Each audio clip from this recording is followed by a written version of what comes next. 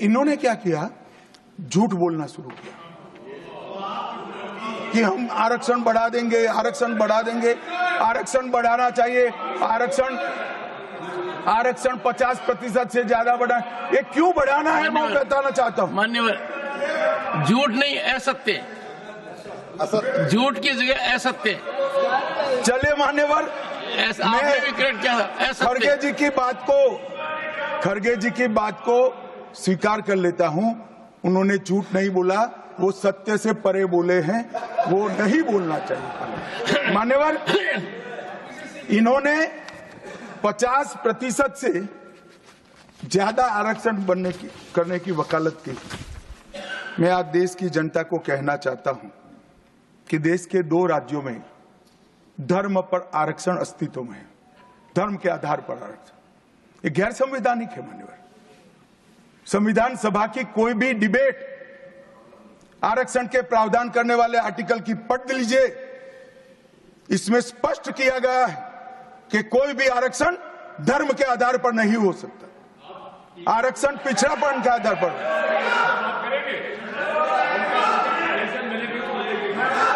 मान्यवर, मगर दोनों राज्यों में जब कांग्रेस की सरकार थी तब धर्म के आधार पर आरक्षण दिया।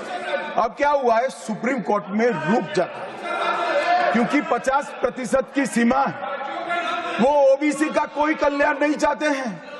50% की सीमा बढ़ाकर मुसलमानों को आरक्षण देना चाहते हैं, मान्य धर्म के आधार पर आरक्षण देना चाहते हैं। और मैं आज फिर से एक बार इस सदन में जिम्मेदारी तब के साथ कहता हूं, दोनों सदन में जब तक भाजपा का एक भी सदस्य है, धर्म के आधार पर आरक्षण हम नहीं होने देंगे।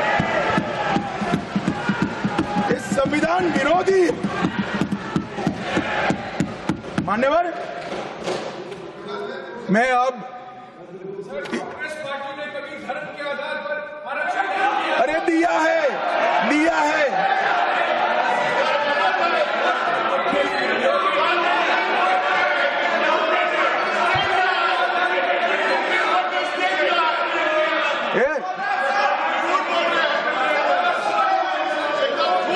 मान्यवर, इससे तो ये बच जाएंगे, मगर मैं रिकॉर्ड पर से कुछ कोट अनकोट कहना चाहता हूं जो संविधान सभा की चर्चा का रिकॉर्ड है। जवाहरलाल नेहरू जी ने कहा, मैं ये देखकर सचमुच आश्चर्यचकित हूं कि नियुक्ति में आरक्षण के सिद्धांत को कितनी देर तक ले जा रहा है, मतलब कितना बढ़ा रहे हैं।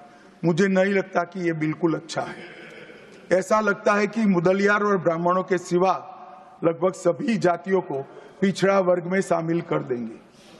मान्यवर, सरकारी सेवाओं में आरक्षण के लिए इनके विचार थे।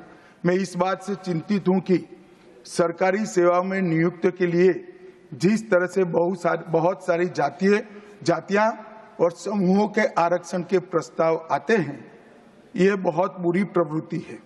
इससे सरकारी कामकाज और आम तौर पर विकास और सार्वजनिक जीवन में गिरावट आएगी।